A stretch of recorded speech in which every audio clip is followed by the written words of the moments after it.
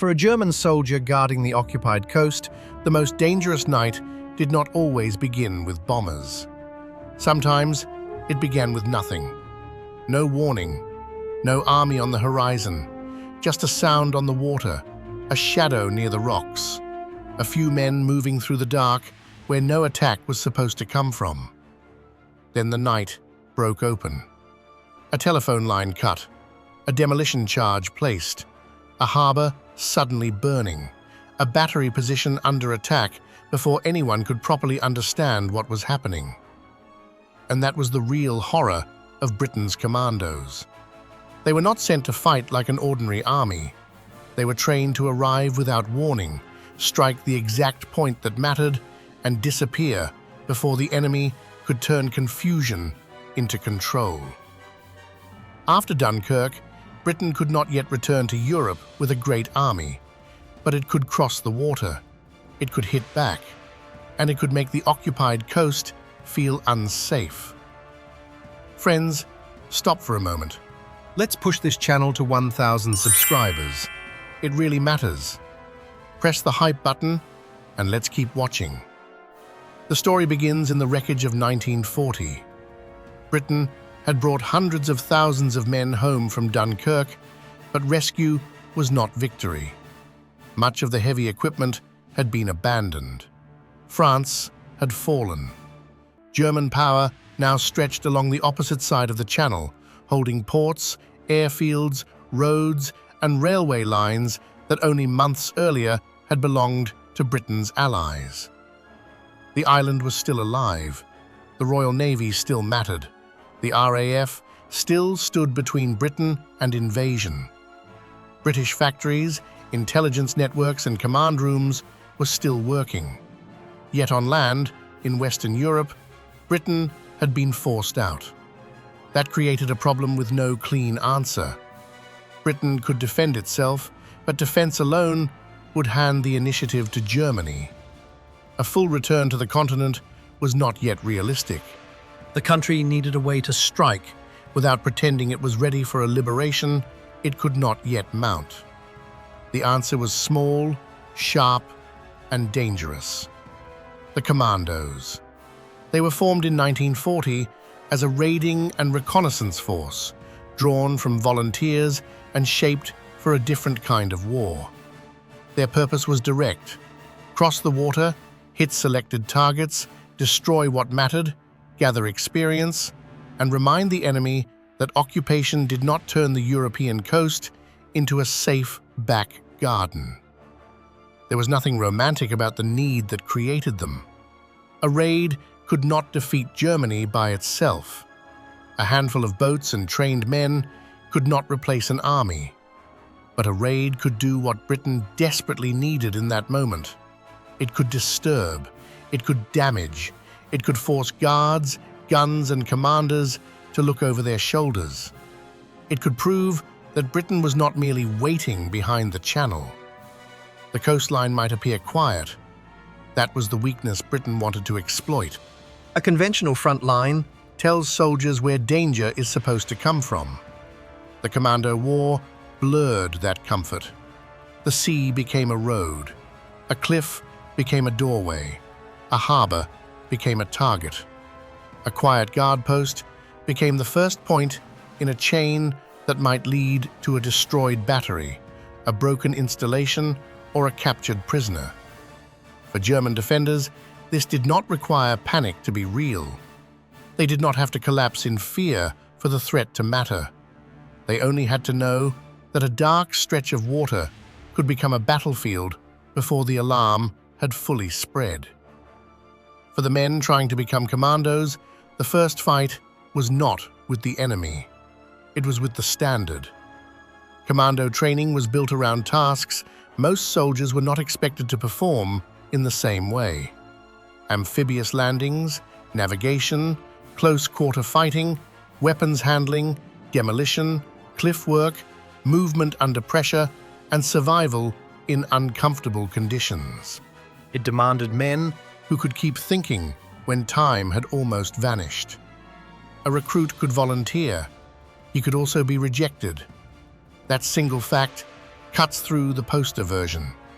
The Commandos were not dangerous because every man who arrived automatically became elite.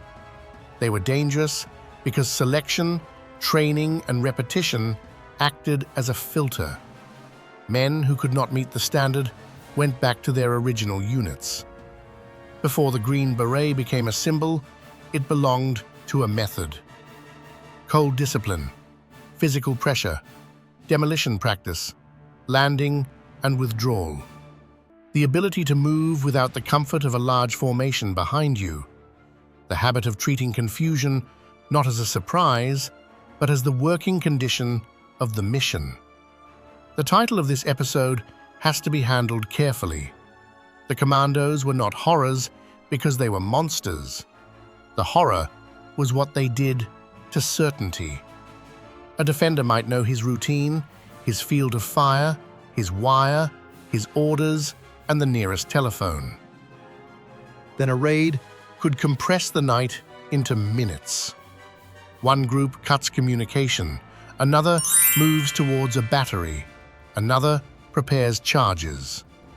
A target that had looked ordinary by daylight suddenly becomes the center of the war.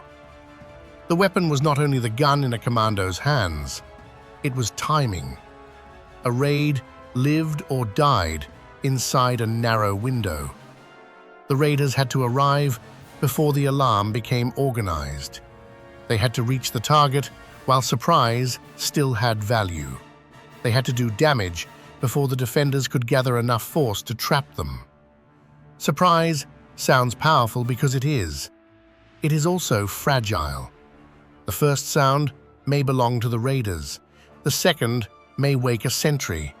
The third may start the whole position moving. Once that happened, the clock became ruthless. This is where the legend often becomes too tidy. Commando warfare was not a clean adventure story. It was a gamble by small units entering places where the enemy controlled the ground. Boats could be delayed. Navigation could be wrong. A beach could be harder than expected. A target could resist demolition. A withdrawal could become more dangerous than the landing. A raid was small. The consequences were not always small.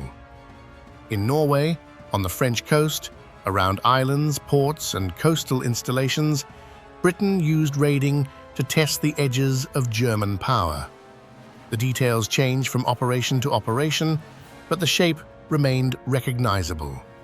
Approach by sea, land quickly, strike a defined objective, and escape before the enemy could turn the raid into an ordinary battle. Norway offered the kind of geography that tempted planners and punished mistakes. Long coastlines, harbors, islands, and German-held positions gave raiders opportunities. They also created hazards. A successful landing was only the beginning. Movement, coordination, demolition, and withdrawal still had to work under pressure. The same logic applied along the French coast, where a harbor was never merely a harbor. It could be repair capacity, supply movement, naval possibility, and a piece of the enemy's defensive map. That is why Saint-Nazaire still stands so sharply in the Commando story. The raid in March 1942 was aimed at vital port infrastructure in German-occupied France. Its reputation came from the scale of the risk and from the importance of the target. British forces, including Commandos and Royal Navy personnel, attacked facilities whose loss could affect German naval options in the Atlantic. It is easy to turn Saint-Nazaire into a simple line. The British struck, the dock was wrecked, the legend was born. The harder version is more truthful. Men had to approach a defended port. They had to get close enough for demolition to matter. They had to operate in a place where the enemy was not passive, not confused forever, and not politely waiting to be beaten. The target was infrastructure, but the price was paid in human bodies, prisoners, families, and names. Saint Nazaire shows why a commando operation could feel larger than the number of men involved. A single dock or gate could matter more than a wide patch of countryside. A successful demolition could echo beyond the night itself.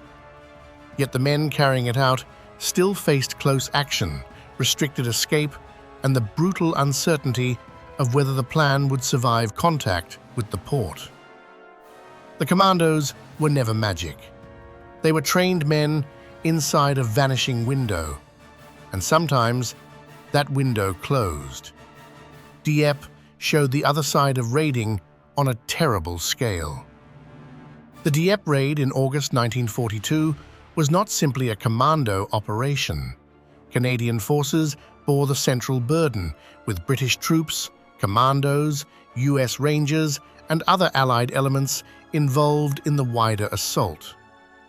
Any British story that swallows that Canadian sacrifice is not history. It is theft with a Union Jack over it. Dieppe was costly. It exposed how quickly a raid-like assault could be trapped by strong defenses, difficult exits, failed assumptions, and terrain that offered little mercy. Bravery could get men onto a beach. It could not, by itself, solve concrete, wire, fire, timing, and withdrawal. That lesson matters. A coastline is not beaten because men are brave enough to land on it. Intelligence, naval support, air support, firepower, terrain, surprise, and exit routes all matter. When those pieces turn against the assault, courage can be pinned in the open. This is why the Commandos deserve a serious story rather than cartoon praise. Their work was impressive because it was fragile. A plan could be bold, the sea could interfere, the target could be clear, the route could betray them. A small force could move beautifully until one alarm, one delay, one obstacle, or one strong point changed the night. The real shape of commando warfare was not unstoppable men moving through a helpless enemy. It was trained men accepting missions where the margin between success and disaster could be counted in minutes. There is another reason these raids mattered. They gave Britain knowledge that could not be gained from maps alone. A photograph could show a beach. A report could describe a wall. A briefing could mark a gun position. But men landing under pressure learned what maps could miss. How quickly an alarm spread. How a landing craft behaved near the shore. How demolition parties moved under fire. How a withdrawal broke down when the enemy recovered faster than expected. Some of those lessons were painful. Some were paid for at a high price.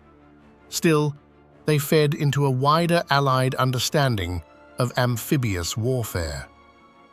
The Commandos were not the whole answer, but they were part of the hard education that Britain and its allies needed before larger landings could be attempted. This is where the story becomes more than a tale of daring men in the dark.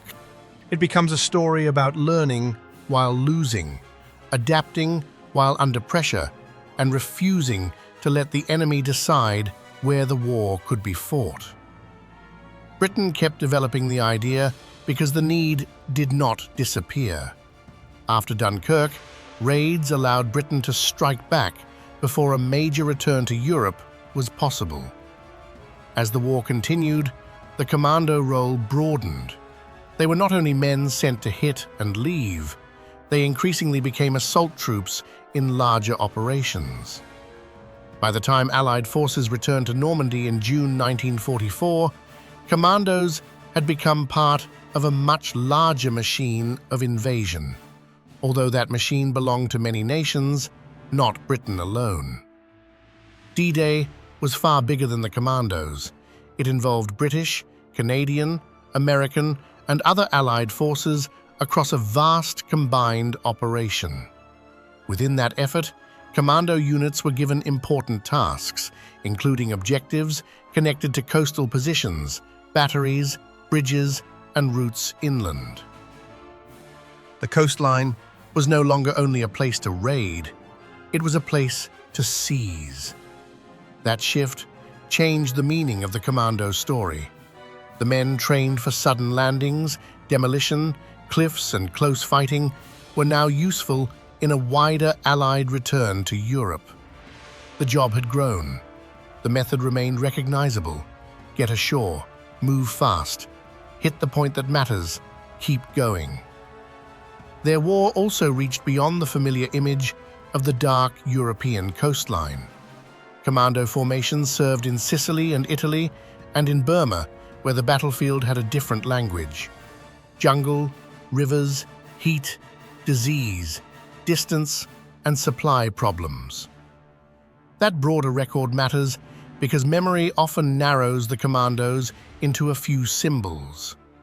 A green beret, a knife, a cliff, a night raid, a strip of black water. The real history is wider. It belongs to training grounds in Britain, to occupied coastlines, to Norway and France, to ports and batteries, to Sicily, Italy, and Burma, to Army Commandos, Royal Marine Commandos, and inter-allied formations. British pride does not need the truth made smaller. The truth is strong enough. Britain had been pushed off the continent in 1940. It had not been pushed out of the war. The creation of the Commandos was one answer to that humiliation, initiative against an enemy that held the coast. There was defiance in it, but not the noisy kind. It lived in training standards, demolition lessons, navigation, landing craft, intelligence briefings, and the understanding that a small raid could succeed only if skill moved faster than the enemy response. The Germans did not need to be fools for this threat to matter. They controlled territory, ports, and defenses. But holding a coastline becomes harder when the enemy keeps proving that water is not a wall. Every harbor, battery, island, and quiet stretch of coast can demand attention if the next sound in the dark might be a landing party. That was one of the Commando effects. They made the edge of occupied Europe feel unsettled. A small unit could not win the war. It could damage valuable targets. It could force guards to stay alert. It could produce experience for future operations. It could show Britain and the occupied world that the island was not only absorbing blows, it was looking for openings. For Britain in 1940 and 1941, that mattered. Morale is not the same as strategy, but in wartime, the two can meet. A raid could be reported, remembered, and used as proof that Britain still had teeth. Behind the morale value, however, were real men doing work under real danger. The cost must stay visible. A commando raid could end in success, capture, injury, or death. It could teach valuable lessons and still leave families grieving. It could be bold and still be flawed. It could become famous and still contain mistakes. The best way to remember the Commandos is not to turn them into invincible shadows. They were volunteers, soldiers, sailors, and Marines shaped by a particular wartime need. They trained for tasks most troops were not asked to perform. They took part in raids where speed, surprise, and discipline could decide everything. Later, they helped carry the war into larger Allied offensives. The horror they brought to German-held coastlines was not supernatural. It was the sudden arrival of a problem the defender had too little time to solve. A quiet night could become a raid. A small sound could become demolition. A harbor could become a battlefield before dawn. That is why the phrase, "they never saw them coming," works as a title, but it has to be treated carefully. Some defenders did see them. Some fought back hard. Some raids failed. Some operations were remembered not only for courage, but for loss. The truth is sharper than the slogan. Britain's commandos were dangerous because their whole method was designed to shorten the enemy's time to react. Shorten the warning, shorten the distance, shorten the fight. Hit the target, escape if possible. Adapt when escape became impossible. The legend is loud. The method is colder. Perhaps that is why the Commandos still hold such a place in British wartime memory. They belong to the period when Britain could not yet do the large thing, so it mastered smaller things that carried meaning beyond their size. A cliff, a harbour, a battery, a dock, a strip of dark water, a few trained men moving towards a target before the night fully understood what had entered it. The green beret became the symbol, but symbols make war look cleaner than it was. Behind it was defeat turned into initiative, training turned into method, risk turned into pressure, small raids turned into one part of Britain's long road back to Europe. The Commandos did not make the coastline unsafe because they were ghosts. They made it unsafe because they were real. Selected, trained, briefed, and armed with demolition and purpose, they were sent into places where the margin between success and disaster could be counted in minutes. For the defender, that was the true horror, not knowing whether the quiet would remain quiet. If this changed how you see Britain's Commandos, subscribe, press the hype button, and share it with someone who still thinks the Second World War was only decided by the biggest battles. And tell us in the comments, which Commando raid deserves its own full episode next?